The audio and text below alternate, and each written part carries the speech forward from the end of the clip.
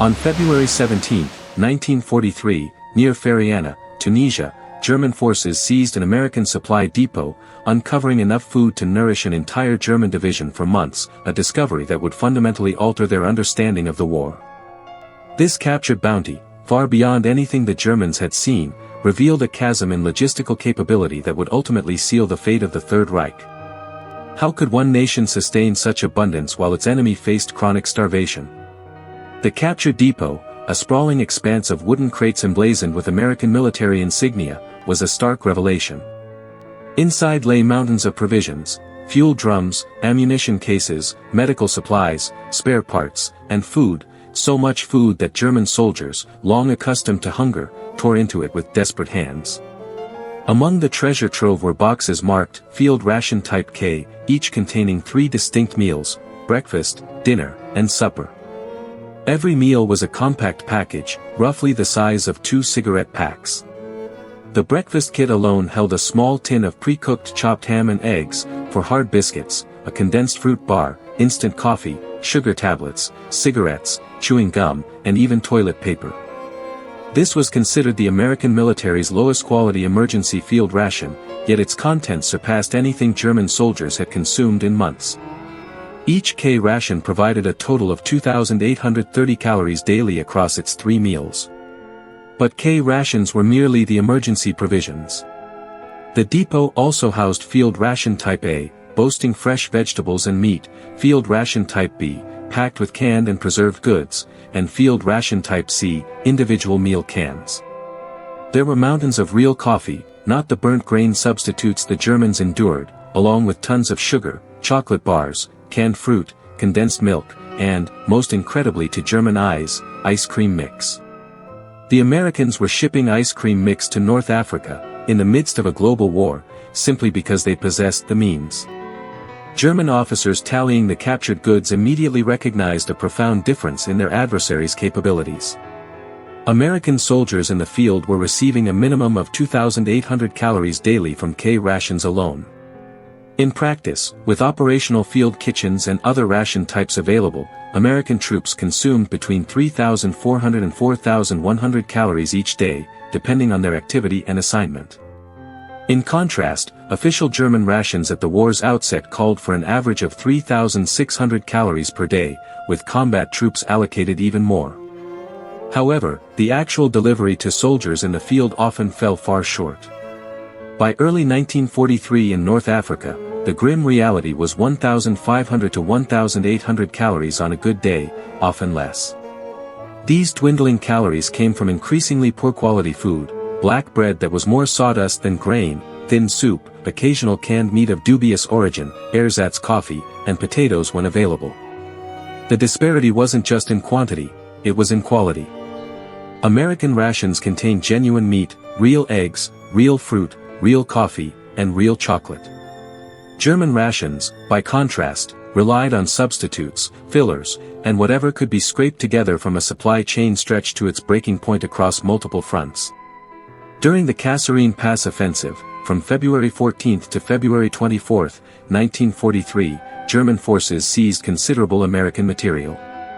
The official inventory included 183 tanks, 208 artillery pieces, 104 half-tracks, 3,000 trucks and vehicles, and, critically, over 57,000 gallons of fuel and lubricants, plus 45 tons of ammunition. While food wasn't officially tallied, German soldiers remembered it vividly for the rest of their lives. This disparity in rations was not a new development in early 1943, it had been escalating since the war's beginning. When the Afrika Korps arrived in North Africa in February 1941, German logistics were already strained. Everything had to cross the Mediterranean from Italy, running a gauntlet of British naval and air attacks. Ships that managed to reach Tripoli or Benghazi then had to unload supplies onto a transportation network that was barely functional. The Via Balbia, the sole coastal road connecting Libya to Egypt, simply couldn't handle the volume. Trucks were scarce, and the distances were immense. Fuel consumed transporting supplies to the front lines ate into the fuel being delivered. By late 1941, official Wehrmacht rations were not reaching frontline troops in full. Commanders desperately stretched what they had, rations intended for 10 men fed 12, then 15, then 20. Soldiers lost weight, energy levels plummeted, and illness surged. The harsh desert environment, with its extreme heat and limited water, exacerbated every problem. German military medical records from North Africa meticulously documented this deterioration. Soldiers typically arrived in a theater weighing between 160 and 180 pounds. After 6 months, they showed significant weight loss. After a year, many had lost substantial body mass, with some documented cases exceeding 50 pounds. This wasn't due to combat wounds, it was the result of chronic, inadequate nutrition. The situation on the Eastern Front was even more dire. Operation Barbarossa, launched in June 1941, was conceived as a 3 to 4 month campaign: destroy the Red Army, seize Moscow, and force a Soviet surrender before winter. Logistics were planned accordingly: light, mobile, sufficient for a brief conflict. It didn't unfold that way. The Red Army refused to collapse. Soviet forces traded territory for time, retreating hundreds of miles while systematically destroying infrastructure and supplies. German supply lines stretched across distances that their logistics systems simply couldn't sustain. Roads in the Soviet Union were primitive, rain transformed them into impassable mud. The rail system utilized a different gauge than German trains, necessitating either conversion or laborious transshipment. Trucks broke down from overuse and a dire lack of spare parts. Horses, still the primary means of moving German supplies, perished by the thousands from overwork and insufficient fodder. By November 1941, German armies were hundreds of miles deep in Soviet territory, with supply lines on the verge of collapse. Then the Russian winter descended. Wehrmacht forces had winter clothing, but it remained in warehouses in Germany. There weren't enough trains to transport it forward, nor enough trucks. All available resources were focused on moving ammunition and fuel. Food and clothing came second, sometimes third, sometimes not at all. Records document the grim consequences. December 1941 saw temperatures plummet to -30°C and below. German soldiers, many still in summer uniforms, froze. They also starved. With logistics collapsing, food deliveries became irregular. Units went days without any rations. Hot meals became impossible when fuel for cooking was unavailable. Men ate frozen bread and whatever they could scavenge. The German High Command had ordered troops to live off the land in Soviet territories. This was official policy, part of the hunger plan, the deliberate starvation of the Soviet population to feed German forces. However, Soviet scorched earth tactics and the poverty of rural Russia meant there was little to take. German soldiers found themselves competing with starving Soviet civilians and prisoners for scraps. The Wehrmacht captured 2 million Soviet prisoners of war in 1941. German policy stipulated an official ration of 1,490 calories per day for these prisoners. In practice, many received far less. By spring 1942, 2 million Soviet prisoners had died, most from starvation and exposure. German soldiers witnessing this mass death understood what it meant to be on the wrong side of a logistics system that couldn't feed everyone. By mid-1942, German rations across all fronts had fallen significantly from official allocations. The paper rations still looked adequate, the reality was starkly different. At Stalingrad in September 1942, German soldiers received 1,800 calories per day. By December, encircled forces were down to 100 grams of bread daily, roughly 400 calories total. Soldiers starved while fighting one of history's most brutal urban battles. Wehrmacht medical officers documented the profound consequences. Malnutrition didn't just cause weight loss, it led to increased susceptibility to disease. Wounds healed slowly, and recovery from illness took longer. Cold weather injuries were more severe and more common. Soldiers became physically incapable of performing demanding tasks. Mental acuity declined, and morale collapsed. Starting in 1944, Wehrmacht ration quality plummeted even when quantities were theoretically maintained. Meat and fats were replaced with potatoes and dried vegetables. Bread became increasingly adulterated with sawdust and other fillers. Coffee substitutes became substitutes of substitutes. Anything that could be stretched, was stretched. Meanwhile, American soldiers continued to eat well. Studies conducted by the United States Army Quartermaster Corps during the war documented actual caloric intake. In garrison, American soldiers consumed 3,400 to 3,800 calories per day. In field training and combat operations, the range was 3,200 to 4,100 calories. These figures remained consistent across all theaters: Europe, North Africa, Italy, Pacific Islands. American logistics delivered. The American military treated food as a strategic imperative. The Quartermaster Corps employed thousands of personnel solely dedicated to feeding troops. Supply chains were designed to move food alongside ammunition and fuel. Field kitchens were standardized, mobile, and efficient. The M1937 field range could be set up in 30 minutes and provide hot meals twice daily for 150 to 200 men. Even ice cream became an official priority. The United States produced 135 million pounds of dehydrated ice cream mix annually by 1943, in addition to 80 million gallons of fresh ice cream. It was classified as one of the 7 basic foods and distributed to all theaters. The military even built ice cream plants on ships, and the Navy constructed floating ice cream barges in the Pacific. This wasn't frivolity, it was a deliberate policy to bolster morale through abundance. German prisoners of war experienced American food culture firsthand. By war's end, 425,000 German POWs were held in approximately 700 camps across 46 states. Under the Geneva Convention, they received the same rations as American soldiers, approximately 3,200 calories per day, equivalent to what American troops ate. The results were dramatic. German POWs gained weight in captivity. One prisoner recalled weighing 128 pounds at capture and 185 pounds after 2 years as a POW, gaining 57 pounds. He wrote that he had gotten so fat, you could no longer see his eyes. Another prisoner gained similar weight, later stating that the food was so abundant it seemed sinful compared to what German civilians were eating. Historian Arnold Kramer, studying German POWs in America, noted that many prisoners gained substantial weight, which their families immediately noticed upon their return to Germany after the war. Some prisoners were eating better as captives than they had eaten as soldiers in their own army. This fact was not lost on them. Approximately 5,000 German POWs later emigrated to the United States, partly because of their positive experiences during captivity. One documented case was Ernst Floetter, born August 18, 1925, in Stettin. Drafted into the Wehrmacht and serving with the German 91st Division, he was captured by the American 82nd Airborne Division in Normandy in June 1944, 12 days after D-Day, at just 18 years old. Floetter later recalled his first American meal. He couldn't believe the quantity of food, eggs, bread, real coffee, fruit.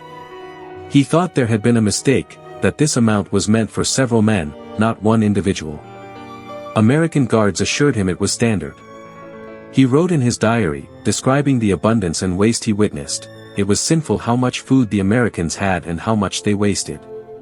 Floetter spent the remainder of the war in POW camps, first in England, then in the United States. He was well fed, well treated, and given opportunities to work for wages. After the war, he returned to Germany briefly, then immigrated to the United States, where he lived for over 50 years, dying in Grand Ledge, Michigan, in August 2015. He never forgot that first American meal and what it revealed about the vast gap in capability between the two nations. The logistical superiority extended beyond food. American forces possessed a mobility that German forces could not match. The United States produced 2.6 million trucks during the war, Germany produced just over 300,000. American trucks were standardized, simplifying maintenance and spare parts. German forces, by contrast, relied on a hodgepodge of captured French, Czech, Polish, British, and Italian vehicles, in addition to German models. Spare parts were a nightmare, maintenance was chaotic. American supply doctrine assumed abundance and redundancy, multiple supply routes, stockpiles at multiple levels, and backup plans for backup plans. The Red Ball Express, the truck convoy system supplying forces after D-Day, moved 12,000 tons of supplies daily at its peak, utilizing over 6,000 trucks operating 24 hours a day. German supply doctrine, conversely, assumed scarcity and improvisation, make do with less, capture what you need from the enemy, prioritize ruthlessly, and hope for the best. This approach worked in short campaigns like Poland and France, where German forces could rely on captured supplies and intact local infrastructure. It failed catastrophically in extended campaigns like Russia and North Africa, where distances were vast, infrastructure was poor or destroyed, and captured supplies were insufficient. By late 1944, German strategic planning explicitly incorporated captured supplies as a necessity, not an option. Operations were designed around the assumption that German forces would seize enemy fuel, ammunition, and food. This was not confidence, it was desperation. The Battle of the Bulge in December 1944 dramatically demonstrated this failure. Adolf Hitler allocated 28 million liters of fuel for the Ardennes offensive, but only 14 million liters were actually assembled, enough for roughly one-third to one-half the distance to Antwerp under combat conditions. Field Marshal von Rundstedt's forces started with, at most, 6 days of fuel. Hitler explicitly stated that German forces would have to rely on capturing Allied fuel dumps during their advance. SS Obersturmbannführer Joachim Paper, commanding one of the spearhead units, knew before he began that he lacked sufficient fuel to reach his objective, the Meuse River. His plan required capturing American supply points along the route. German intelligence had identified the Stavelot fuel depot, containing 3 million gallons of gasoline. Kampfgruppe Paper came within 1,000 feet of it but failed to capture it before American forces destroyed the stocks. By December 19, day 4 of the offensive, all of General Asso von Manschuffel's tank units were desperate for fuel. Many ran dry within 4 miles of the Meuse River, their objective clearly visible but unreachable. The offensive collapsed. A lack of fuel was a primary factor. German forces had planned an operation they could not logistically sustain and had gambled on capturing what they needed from an enemy who fought harder and destroyed their supplies more effectively than German planners anticipated. American forces during the same battle faced logistical challenges but solved them through overwhelming capacity. The American Third Army, under George Patton, pivoted 90 degrees from its axis of advance and moved 3 divisions over 70 miles in 48 hours to counterattack the German penetration. This required moving not just 133,000 soldiers but all their supplies, fuel, ammunition, and food. American logistics made it happen. German logistics could not have even attempted it. The contrast was visible in every theater of the war. In Italy, American soldiers ate hot meals from field kitchens most days. German soldiers ate cold rations most days and hot meals only rarely, when field kitchens could operate. After D-Day in France, American logistics were so effective that some forward units received ice cream delivered by aircraft. German troops in France were eating bread adulterated with sawdust and soup so thin soldiers joked about seeing through it. In the Pacific, American soldiers complained that sea rations were monotonous, they wanted more variety. Japanese soldiers trapped on isolated islands were eating whatever they could find, including grass, roots, tree bark, and in documented cases, human flesh.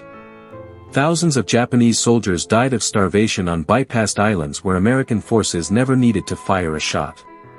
By early 1945, the food situation in Germany itself had become catastrophic. The official civilian ration was 1,670 calories per day in the winter of 1944-45. In practice, with distribution networks collapsing and the black market absorbing much of the available food, consumption was often 1,200 to 1,400 calories. In some urban areas experiencing siege conditions, it dropped as low as 800 to 1,000 calories. People starved. Children showed signs of severe malnutrition. The elderly died in large numbers, unable to survive on insufficient rations. The German government prioritized military rations, but even Wehrmacht forces were suffering. Quality had declined so far that military physical examinations documented ever-increasing malnutrition, starting at the end of 1942 for conscripts born in 1924. By 1944 and early 1945, United States Army medical assessments noted that captured German soldiers showed clear signs of a deficient preventive medicine program and inadequate food allowances. When Germany surrendered in May 1945, the food crisis worsened before it improved. With the Nazi government collapsed, no entity coordinated food distribution.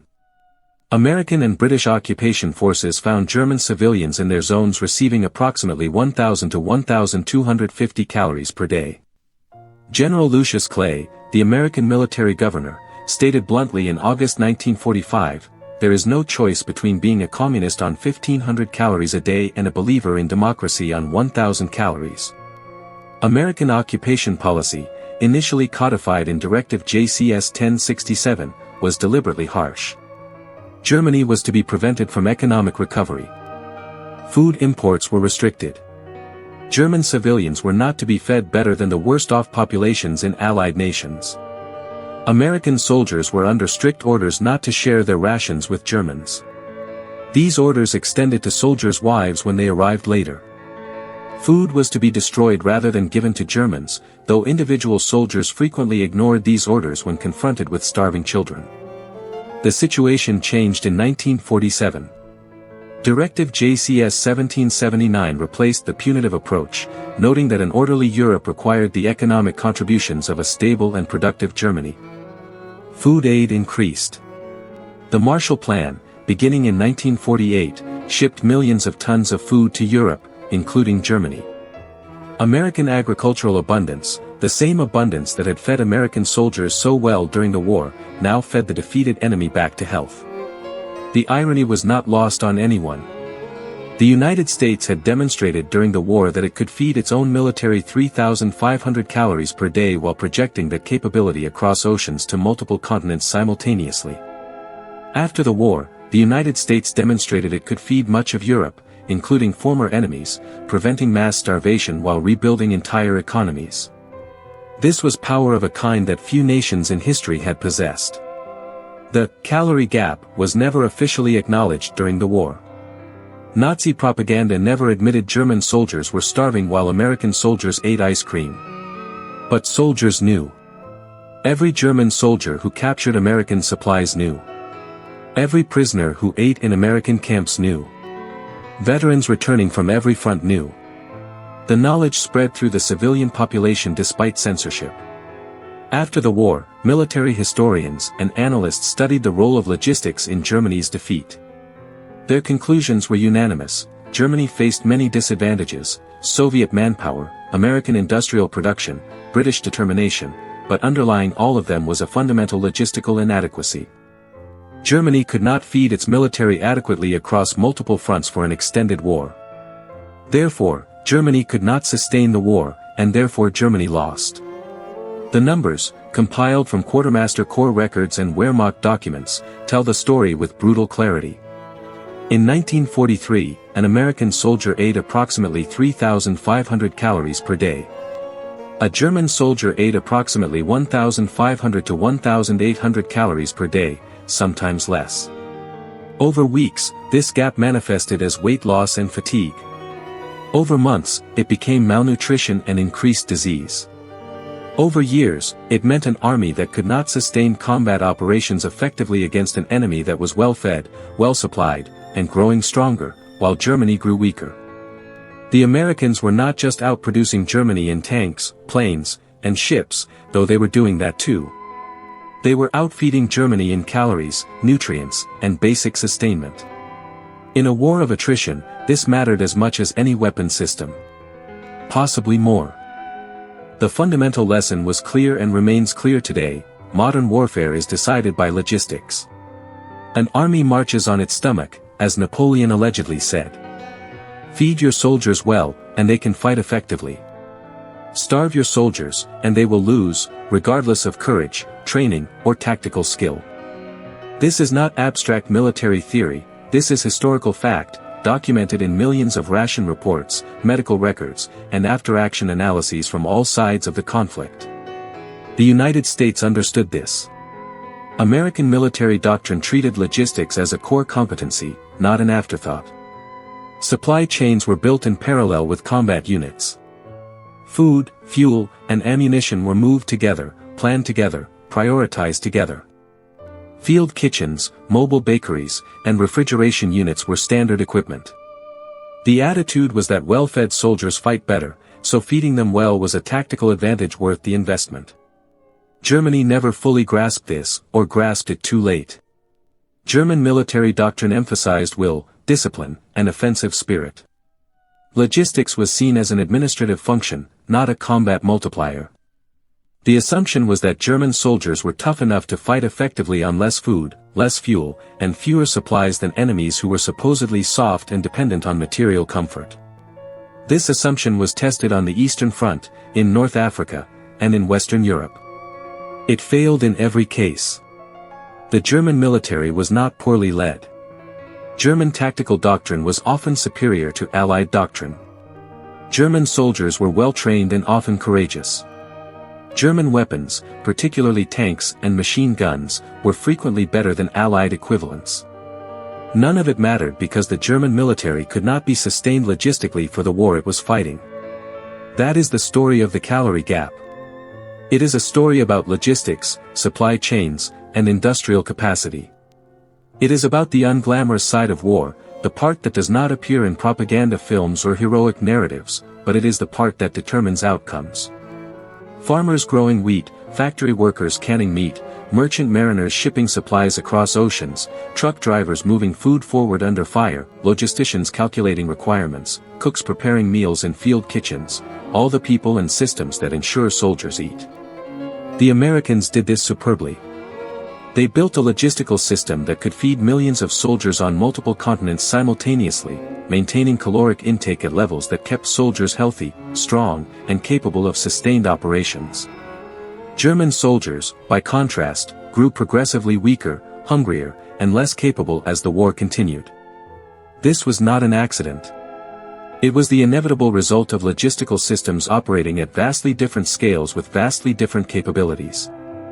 When German forces captured that American supply depot at Fereana on February 17, 1943, they were looking at physical evidence of this gap: mountains of food, K-rations providing 2,830 calories as emergency rations, field rations providing 3,500 to 4,100 calories when field kitchens operated, real coffee, real chocolate, real meat, real eggs, shipped thousands of miles across an ocean to feed soldiers fighting in a North African desert.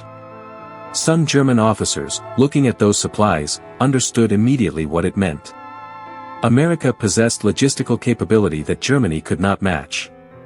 America could project power not just in terms of tanks and aircraft, but in terms of food and fuel and every other supply a modern military needed. America was not just fighting Germany, America was burying Germany under an avalanche of material that German industry could not produce and German logistics could not distribute even if it could be produced. That realization in February 1943 meant the war was effectively over. It would take 2 more years and millions more casualties to make it official, but the outcome was no longer in doubt. The side that could feed its soldiers 3,500 calories per day while fighting on multiple continents was going to defeat the side that could barely feed its soldiers 1,500 calories per day while fighting on those same continents. The lesson remains relevant. Wars are still decided by logistics. Soldiers still need to eat. Modern militaries still depend on supply chains that can deliver food, fuel, ammunition, and spare parts to wherever forces are deployed. The technology has changed, but the fundamental truth has not. Feed your soldiers adequately and sustain your forces logistically, or lose. It is that simple. It was true in 1943. It is true today. It will remain true as long as wars are fought by human beings who need to eat. The men who fought against America left the most honest record of its power. Battlescars brings you one of those stories every single day. If this one held you to the end, subscribe, tomorrow's story is already waiting. And your next one is right here.